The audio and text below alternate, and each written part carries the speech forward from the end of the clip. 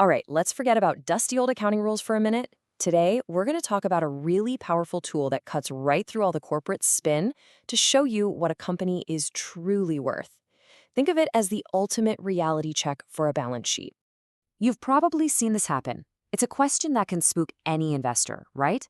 One quarter, a company looks totally solid. The next, bam, a massive unexpected loss just craters their income statement. Well, the answer a lot of the time comes down to this one concept: asset impairment. So, to really get how this happens, we first have to peel back the curtain and look at the hidden risks that can quietly build up on a company's books, sometimes for years. Okay, so imagine a company buys a big factory. They put it on their balance sheet at the price they paid, its historical cost. But, the world changes. What happens when some new technology makes that factory totally obsolete? Or a huge market shift means nobody wants what it makes anymore? All of a sudden, that number on the books, it's not just outdated, it's a dangerous fiction that's masking the company's real financial state.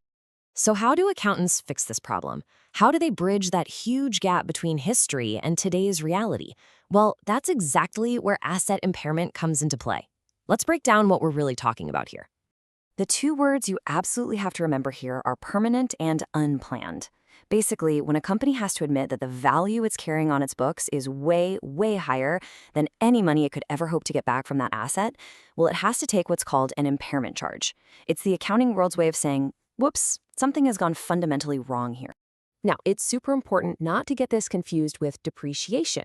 We all kind of get depreciation, right? It's the planned, slow, gradual wearing out of an asset. It's like your car losing a little bit of value every year you own it. Impairment? That's the financial equivalent of that same car getting into a massive wreck. It's not a slow decline. It's a sudden, sharp, unplanned disaster. And that's really the heart of it. Impairment is that bridge connecting the fantasy number on the books to the cold, hard economic reality. It forces a company's balance sheet to finally face the music and align that old historical number with what the asset is actually worth today. But how do accountants actually do this? How do they find and measure this loss? It's definitely not just a gut feeling. There's a specific, systematic process they have to follow. Look, companies aren't testing every single desk and chair for impairment every single day. That would be insane, right? Instead, accountants are on the lookout for specific signs or triggers that an asset's value might have just fallen off a cliff. And these triggers can come from outside the company or from right inside its own walls. External triggers are all about the world changing around the company. So think about new environmental laws that make an old power plant less valuable, or when interest rates spike, making future money from a project worth less today. The classic example is technology. When streaming music took over, what do you think happened to the value of all those CD manufacturing plants? They plummeted. That's a huge triggering event. Internal triggers, on the other hand, are more direct. Maybe a fire physically damages a key piece of machinery, or a factory is just sitting there, idle. But a huge one is when an asset is just constantly failing to make the money it was supposed to. That is a giant, flashing red light telling management their original assumptions were just plain wrong. Okay, so a trigger's been pulled. The company now officially suspects an asset is impaired. The next question is pretty logical. How big is the hit? How do they actually figure out the size of the loss? And this is where things get really interesting, because the answer actually depends on where in the world the company is. So there are two main sets of accounting rules out there. You've got IFRS, which most of the world uses, and then US GAAP for companies in the States. And they tackle this differently, but the biggest difference, honestly, is philosophical. Under IFRS, if an asset's value somehow bounces back, companies actually have to reverse that loss. But under US GAAP, no way. It is strictly forbidden. Once you write an asset down, its value can never be written back out. The idea is to prevent companies from playing games, but it can also make US companies look a lot more conservative when the economy recovers.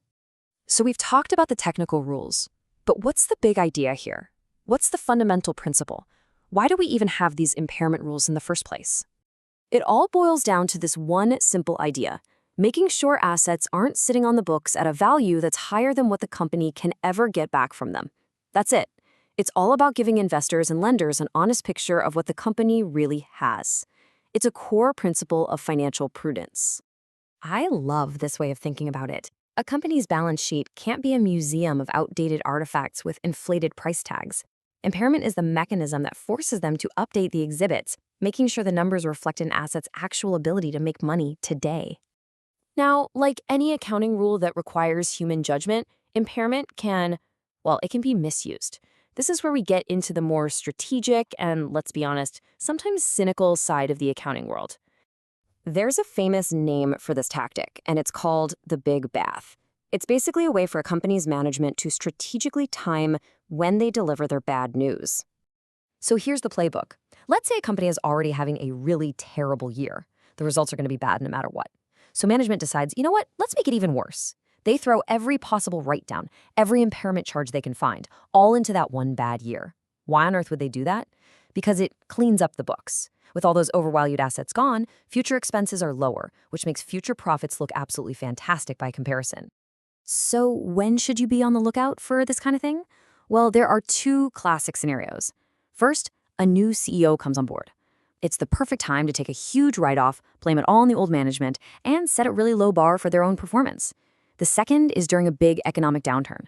Companies can kind of use the chaos in the market as cover to take a big bath that, frankly, they probably should have taken years ago. Okay, so what does all this mean for us, for you? How can you use this knowledge to become a smarter, more critical reader of financial statements? Well, an impairment charge has some immediate effects. That year's return on assets, it gets totally hammered. The debt to equity ratio gets worse because you've just shrunk your equity. But look at the future. Because your asset base is now smaller, your asset turnover ratio is actually going to look better in the years to come. See? The numbers tell a pretty complex story. And that, right there, is the absolute key takeaway. An impairment isn't just a number, it's a narrative. It's management finally admitting that a past investment just didn't work out. But it's also a clue, a really important clue, about the company's new, more realistic potential to earn money going forward. A smart investor always looks past the scary headline loss to understand the real story behind it. So I'll leave you with this thought. The next time you see a company report a big impairment, remember, that's not the end of the analysis. It's the beginning. It's your signal to start digging deeper. Was this just a one-time screw-up, or is it a sign of a deeper problem with their whole business? Was it an honest cleanup, or was it a strategic big bath?